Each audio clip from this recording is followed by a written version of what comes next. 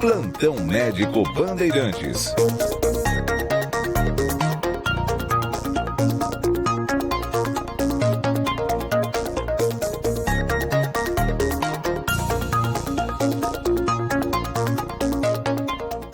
Dez horas, 3 minutos, abrindo o nosso Plantão Médico Bandeirantes de hoje, recebendo o doutor Marcelo Cantarelli, que é cardiologista, para falar tudo sobre o colesterol. Tudo bem, doutor? Como vai? Seja muito bem-vindo, obrigado, viu?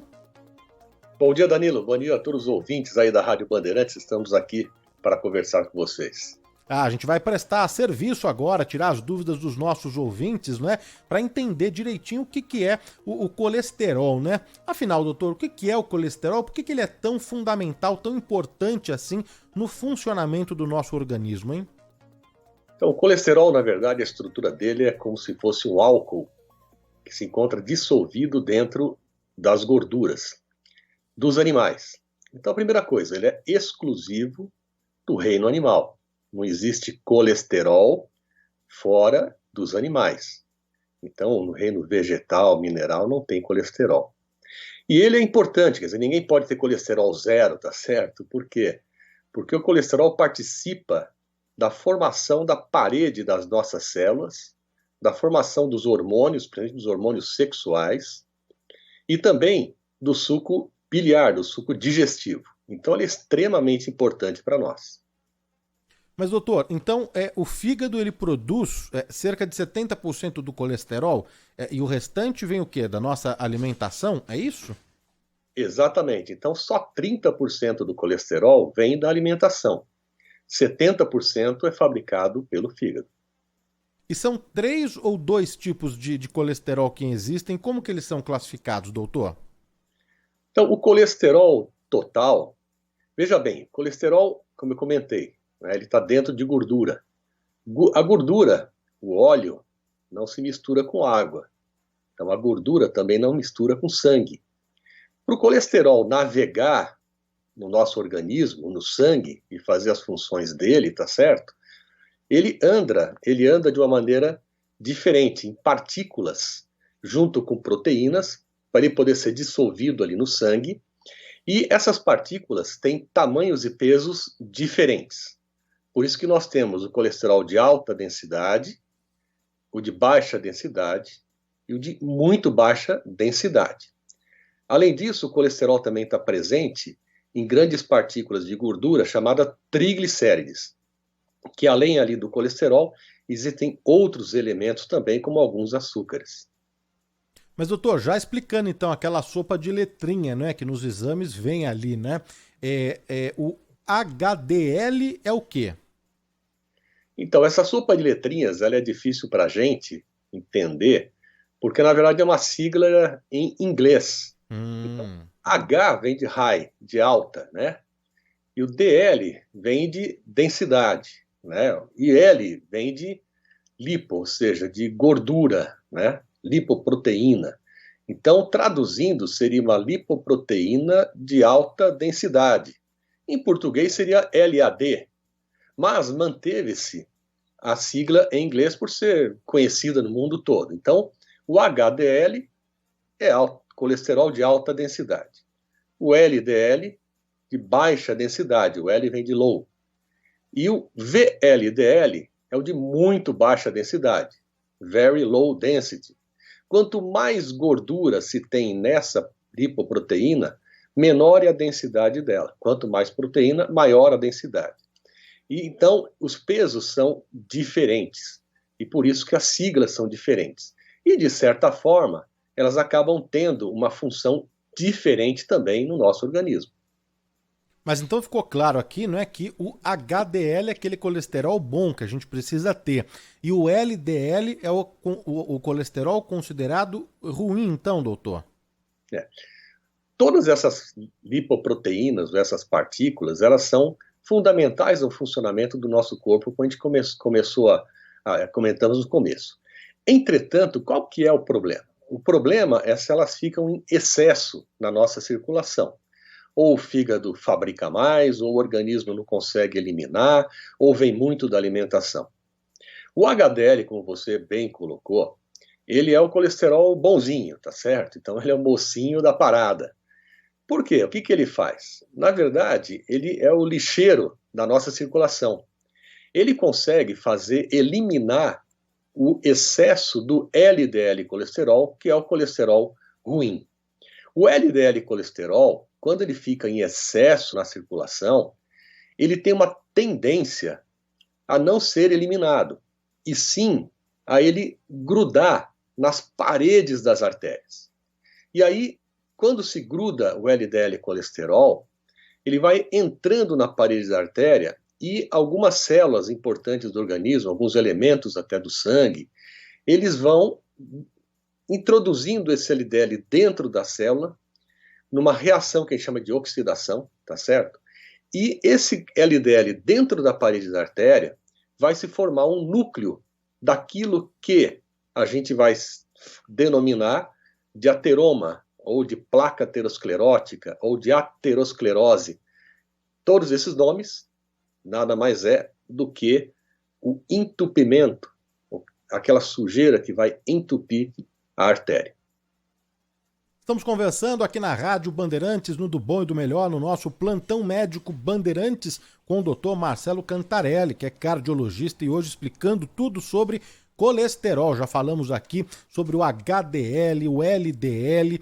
Agora eu quero saber o seguinte, que é a pergunta de muitos ouvintes. Aliás, a gente vai repassar aqui em instantes para o doutor Marcelo Cantarelli as dúvidas dos nossos ouvintes que já chegam pelo nosso WhatsApp, o 11 99904 8756, e também pelo nosso chat do YouTube. Doutor, existe uma medição, um padrão, uma quantidade ideal de HDL, de LDL? Isso varia de pessoa para pessoa, de idade, peso, altura? Como que funciona esses números aí, hein? Sim, existem valores considerados normais, né? Para uma pessoa normal. Então, o colesterol total, que é a soma deles todos, né, o colesterol total tem que ser abaixo de 200. Esse é o valor que a gente usa como referência. Já o HDL, mais alto melhor. A partir de que ponto? A partir de 40. Então, acima de 40 é um valor aceitável do HDL, porque ele é um colesterol protetor. O LDL, o ideal é que seja abaixo de 130, certo? E o VLDL abaixo de 20. O VLDL e triglicérides, eles são interligados, né? Eles são componentes ali que atuam juntos. E o triglicérides abaixo de 150. Entretanto, isso eu estou colocando uma pessoa normal que não tem nenhuma doença cardiovascular, não tem outros fatores de risco para aparecer aí a ateromatose, né, a formar aqueles entupimentos das artérias, e também pessoas que não tiveram nunca nenhum evento, né, cardiovascular, como um infarto, como derrame provocado por essas placas de gordura, não tem essas placas no organismo, não tem obstrução nas artérias, nas pernas, nos rins, enfim. Então, para as pessoas normais, esses são os valores que a gente considera, independente de peso, altura e idade. Entretanto, quando a pessoa tem fatores de risco para desenvolver doenças do coração, né, ou do cérebro, como AVC, infarto, por exemplo, quais são esses outros fatores? Pressão alta, o diabetes, obesidade, história na família, estresse, vida sedentária, enfim, tabagismo, alcoolismo em excesso. Então, essas pessoas que têm fatores de risco, os valores de colesterol a gente tem que considerar menores para uma melhor proteção. Aquelas pessoas que já têm uma doença, ou seja, a gente já identificou através de exame que existem placas de gordura, esses valores têm que ser menores ainda. E para aquelas que já tiveram um infarto, por exemplo, esses valores têm que ser muito menores. Para você ter uma ideia, vamos falar aqui só do LDL colesterol, né? Eu falei que para a pessoa normal, abaixo de 130 tá bom. Para as pessoas que têm fatores de risco, alguns fatores de risco, abaixo de 100. Para as pessoas que têm a doença já instalada, placas de ateroma, mas não tiveram nenhum evento, abaixo de 70. Para as pessoas que já tiveram infarto, já fizeram procedimento do coração, uma cirurgia, etc., abaixo de 50. E abaixo de 50 também as pessoas que são de muito alto risco, como, por exemplo, as pessoas que têm aí fatores de risco conjuntos, como é obeso, é diabético, é hipertenso. Então a gente tem que manter o que a gente chama de meta, né? São os valores de meta. Então o médico ele vai buscar uma meta de valor de acordo com o seu perfil de risco, tá certo? Ô doutor, acho que você já até respondeu, né? Mas só pra gente aqui não deixar nenhuma dúvida, não é?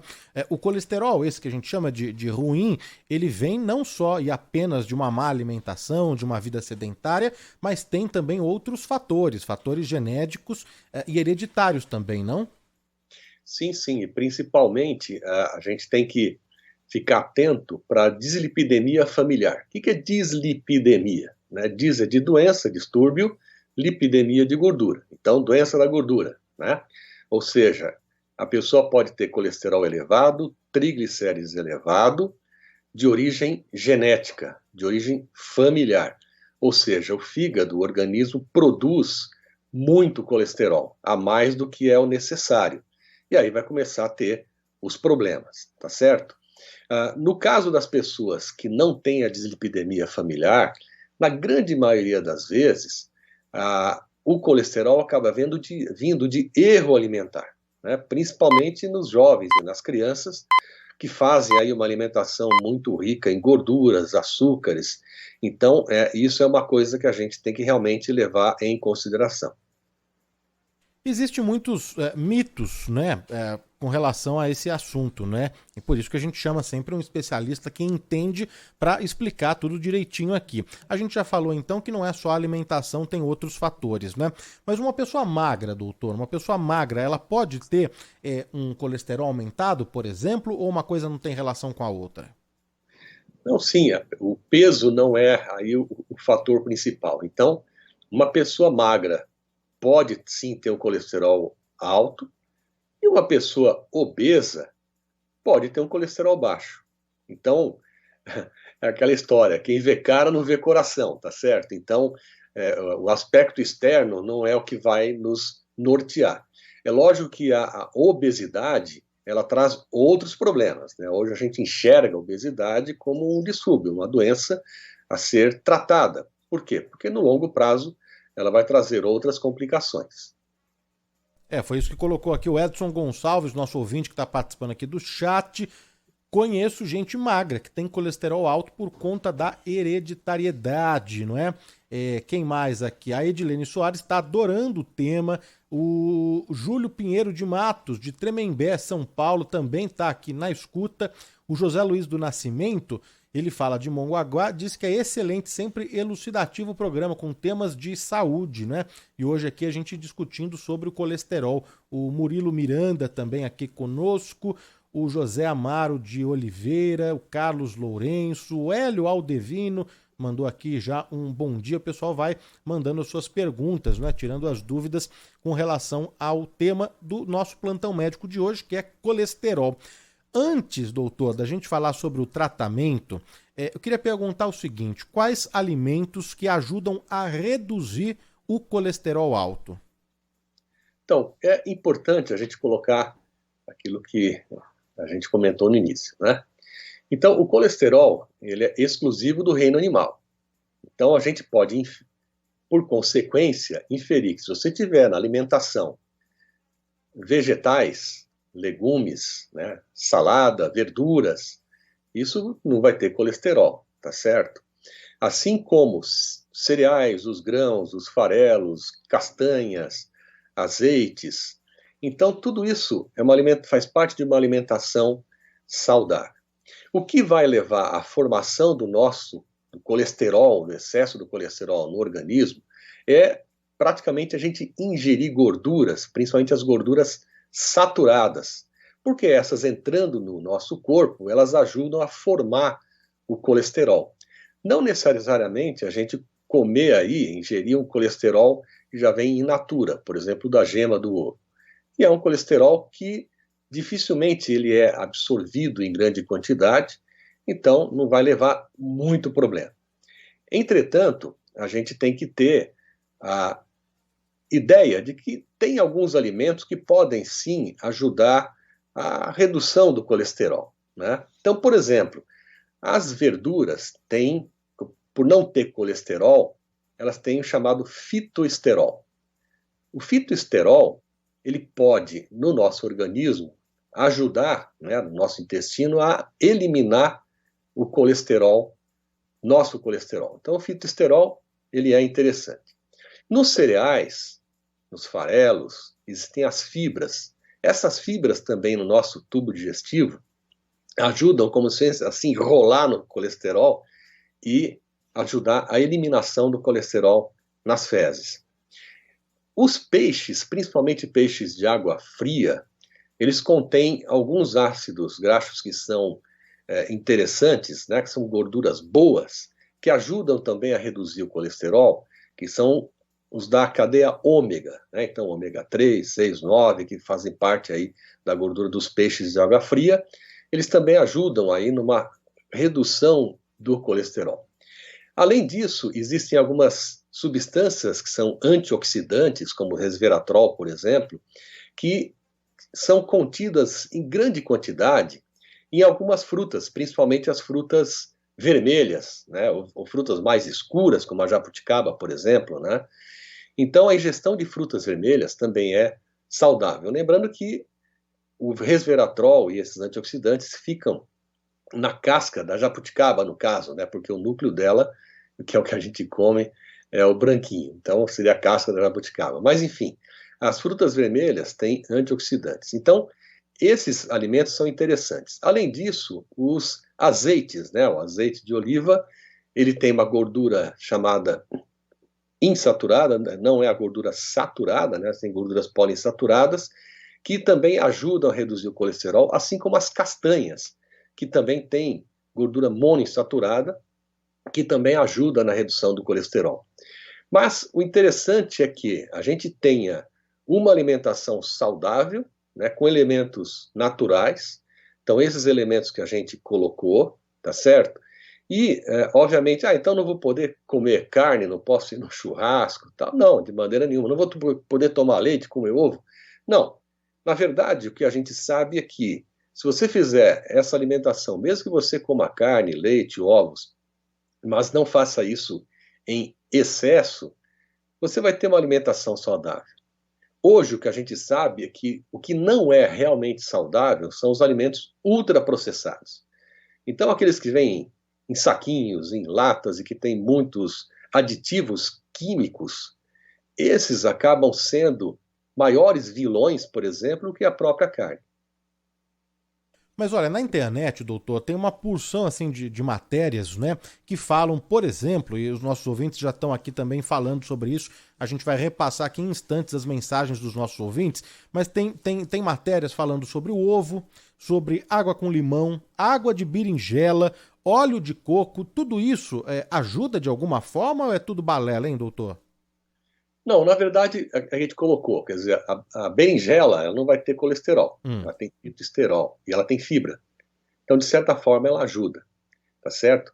O que é interessante a gente colocar é que nenhum alimento vai ser tão poderoso, digamos assim, como se um remédio para reduzir um colesterol que esteja excessivamente alto.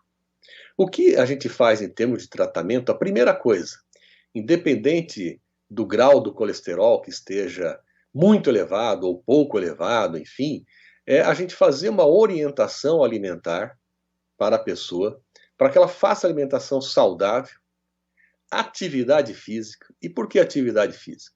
Porque atividade física é praticamente um remédio, tá certo? Ela faz subir o HDL. Aliás, não existe na medicina nenhum comprimido que faça subir tanto o HDL como uma atividade aeróbica regular. Então, a atividade física, junto com uma alimentação saudável, né, como a gente já comentou, é obrigatório no início do tratamento do colesterol. Muitas das vezes, e foi o que eu falei, quando a pessoa não tem uma origem genética forte e tem uma alimentação muito errada, só com uma orientação alimentar e atividade física, a gente consegue corrigir o colesterol sim. Agora, fazendo atividade física, fazendo a dieta direitinho, o colesterol continuar alto, né, e dependendo se você tiver outros fatores de risco, aí realmente vai ser necessário a ajuda de medicação orientada pelo médico. Queria mandar um abraço aqui para Nelly Melo, mandou uma mensagem carinhosa aqui, tá ouvindo tudo, acompanhando tudo aqui o nosso programa. A Elis Freitas também aqui conosco, a Ana Maria Moraes de Santos, a Silvia Stanzioni, tá ligada, conectada, sintonizada aqui acompanhando. A Jorja Camargo também, a Loreta Bellini, tá ouvindo a gente no bairro de Santana. E tem muitas mensagens aqui, muitas mensagens pro doutor Marcelo Cantarelli, que é cardiologista e hoje falando sobre o colesterol. Acho que muita gente sofre de colesterol, porque o que tem de mensagem aqui, viu, doutor? Eu vou soltar a primeira aqui, vamos atender já aqui os nossos ouvintes que estão participando conosco. Vamos lá. Bom dia, Danilo. Aqui é a Isabel, eu falo de Santos. Eu gostaria de saber a respeito do remédio, a simvastatina, né? Se tem alguma contraindicação, porque a gente ouve muito falar que tem contraindicações, né? E principalmente eu queria saber se o uso prolongado, né, se pode trazer algum risco e qual é esse risco. Obrigada, bom dia. Ela comentou sobre a simvastatina. Então, um dos remédios mais utilizados para tratamento do colesterol são da classe chamada estatinas. Nós temos várias hoje no mercado brasileiro. A simvastatina foi uma das primeiras, tá certo? E são medicamentos extremamente importantes. Eles agem no fígado, reduzindo aí a síntese do colesterol e ajudando muito. Além disso, as estatinas têm um outro efeito para quem já tem placas de gordura ali nas artérias, nas coronárias, por exemplo. Porque eles têm uma ação em cima dessas placas que causa uma desinflamação da placa. Eles praticamente brecam aquele processo de crescimento da placa. Então, a placa, que eu falo placa quando eu falo o entupimento. Então, aquilo para de crescer, né? Ele para de entupir a artéria. É uma prevenção. Então, a estatina tem essas duas ações: reduzir o colesterol, mas também reduzir a velocidade de crescimento daquelas placas de gordura para quem já tem placa de gordura. Então, isso é extremamente importante. O que as pessoas apresentam ou têm temor, digamos assim, é que o efeito colateral mais conhecido da simvastatina, no caso da simvastatina, são dores musculares que algumas pessoas podem ter, é uma intolerância à medicação. Né? Isso é o mais frequente. E, obviamente, quando a pessoa começa a ter muita dor muscular, que é impossível de trocar, de tomar a medicação, ela precisa ser trocada. Não há evidências de efeitos nocivos das estatinas a longo prazo. Principalmente por quê? Porque os efeitos benéficos suplantam muito mais qualquer outro efeito colateral. Se a pessoa tem efeitos colaterais pela simvastatina, existem outras estatinas no mercado que vão dar esse efeito talvez muito menor ou até não dar esse efeito, são as estatinas mais de última geração, e isso o médico pode então te ajudar. Kátia Martins também aqui conosco, Renato Schneider, a Cláudia Rosana, um beijo para você. Quem mais aqui? Tem muitas mensagens de áudio. Vamos tirar então as dúvidas dos nossos ouvintes, doutor, vamos lá. Bom dia, Rubens de São Bernardo. Existe a possibilidade de uma pessoa ter alto colesterol desde que nasceu e ser isso normal daquele organismo? Obrigado. As pessoas que têm dislipidemia familiar, e existem 4 tipos, elas vão ter colesterol desde a infância. É muito importante que, se o pai e a mãe, ou o pai ou a mãe, têm colesterol alto, ou no caso de uma família, os irmãos terem colesterol, que essa pessoa procure o médico, né, ou que a mãe leve a criança no pediatra, para ver se a criança já tem o colesterol alto. Porque a dislipidemia familiar, o colesterol está alto desde cedo.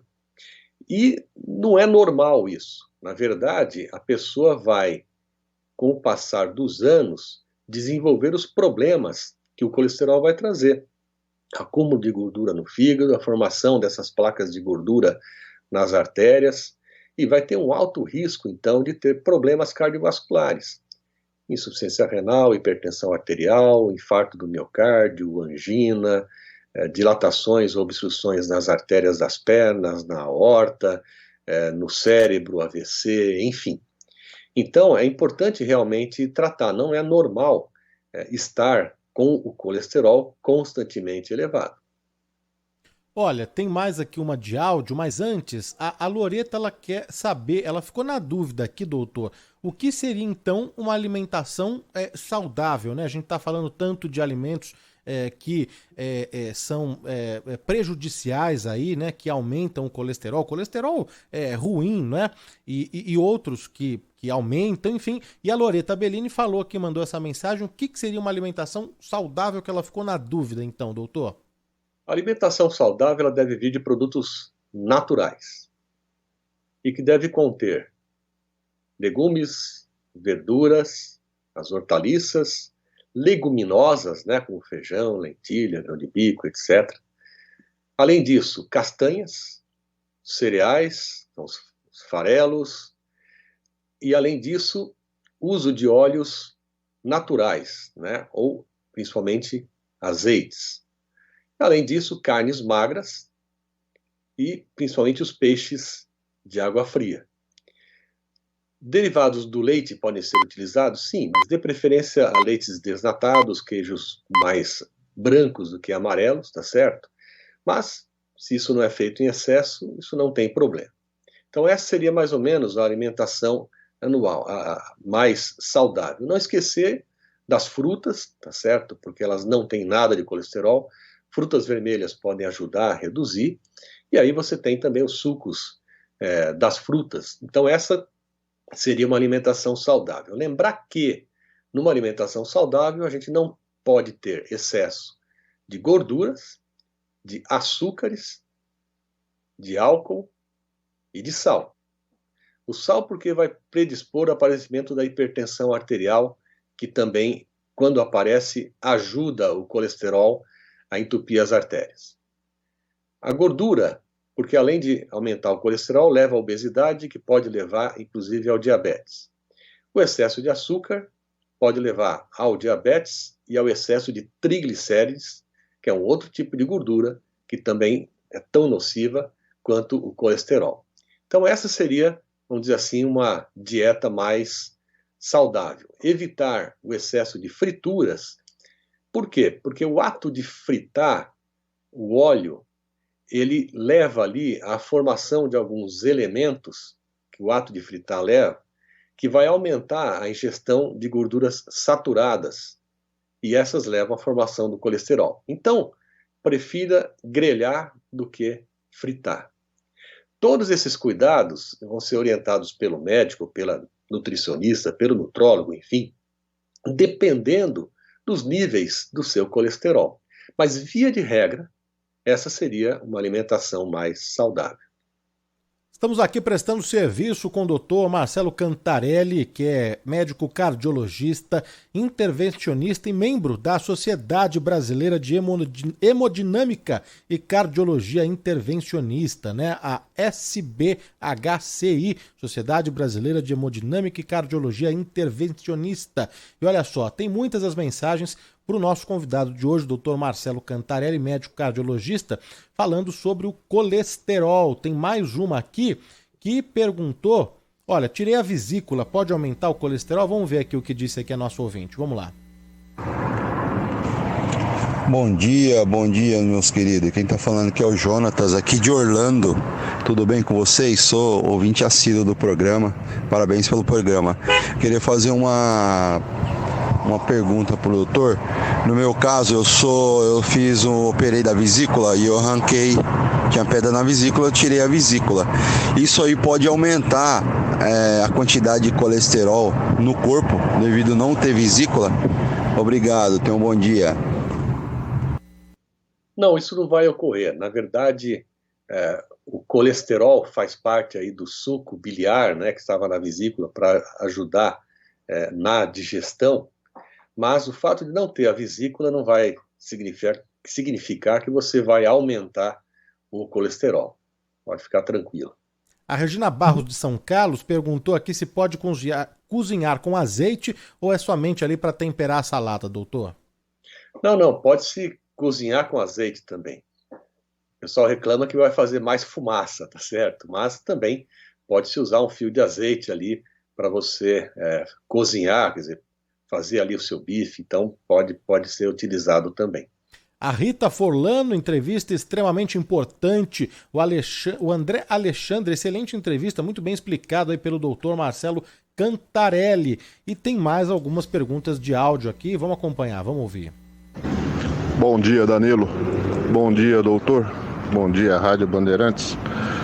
Excelente programa de hoje, hein? Gostaria de saber, doutor, eu sou obeso, mas o meu colesterol, embora ele fique num nível assim, próximo aí do limite, ele não altera. Então eu não entendo por que eu sou obeso, mas o colesterol fica dentro da faixa normal. Obrigado e bom dia a todos. Márcio, Taubaté. Bom dia, Márcio. Na verdade é o seguinte, não tem muita relação, né, a obesidade com o colesterol, como a gente comentou no começo do programa. Pessoas magras podem ter o colesterol mais alto, e isso tem fundamentos mais genéticos, tá certo? O que ocorre com a obesidade é um conceito que a gente tem que colocar aqui que é bastante importante. Essa formação de entupimento nas artérias coronárias, ela tem como núcleo, o seu início, realmente o colesterol. Mas o que a gente vê é que algumas pessoas podem formar essas placas de gordura tendo um colesterol normal. Então, existem outros fatores que podem levar a isso. A obesidade é um deles, a hipertensão arterial, o diabetes, o estresse, a vida sedentária, o tabagismo e o alcoolismo.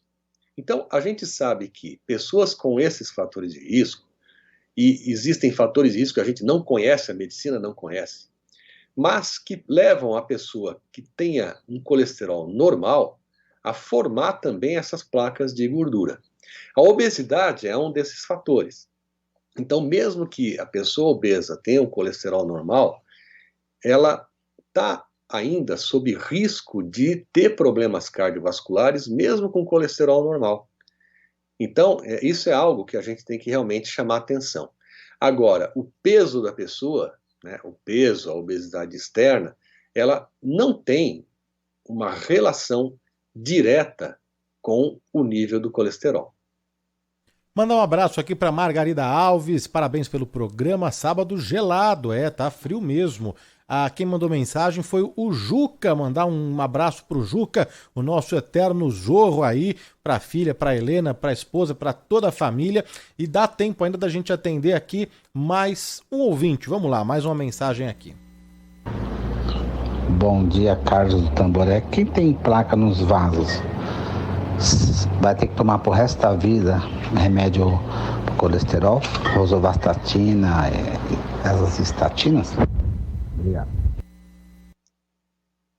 Sim, eu acho que essa é uma resposta que a gente pode dar uma certeza que sim, a não ser que existam contraindicações muito pesadas. Mas, via de regra, a estatina, ela tem aquele efeito que eu falei, né? A gente chama disso de um efeito pleiotrópico, parece um palavrão, tá certo? Mas é quando o remédio tem um efeito que não se esperava que ele tivesse quando foi inventado. E esse efeito justamente é reduzir ao longo dos anos essas placas de gordura, ou pelo menos estabilizá-las. Como eu faço estabilizar? Porque como que acontece o infarto do miocárdio? O infarto do miocárdio acontece quando tem uma placa de gordura, tá certo? Ela não precisa entupir totalmente a artéria, mas ela se rompe por algum motivo. Ela é uma placa mais mole, com núcleo de gordura ali, ela se rompe, e aí o organismo forma um coágulo de sangue, coagula em cima daquela placa e entope totalmente a artéria, provocando um evento agudo, que pode ser um infarto se for no coração, ou o AVC se for no cérebro.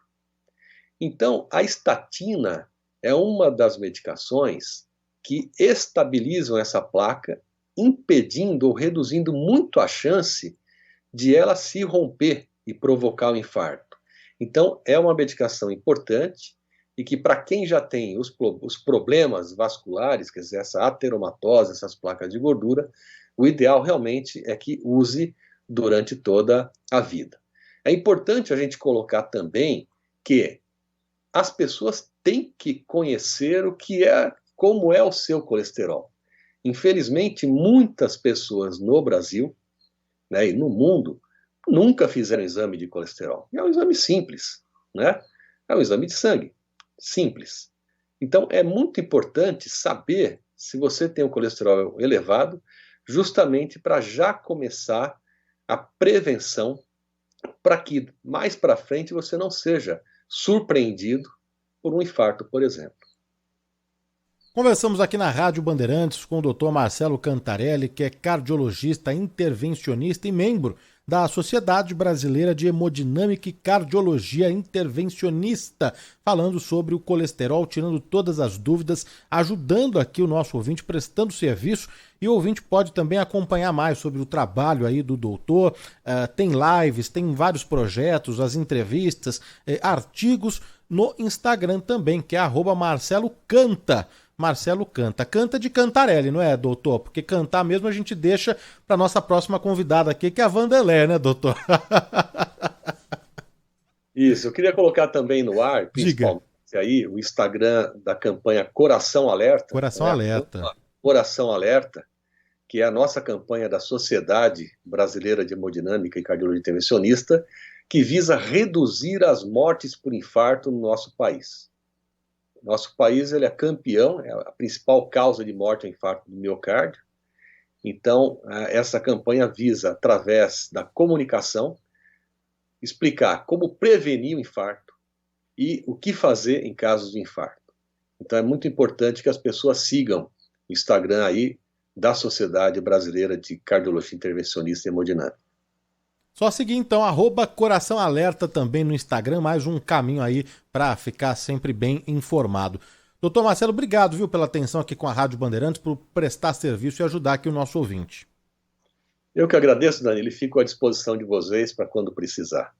Um abraço grande, bom fim de semana, hein?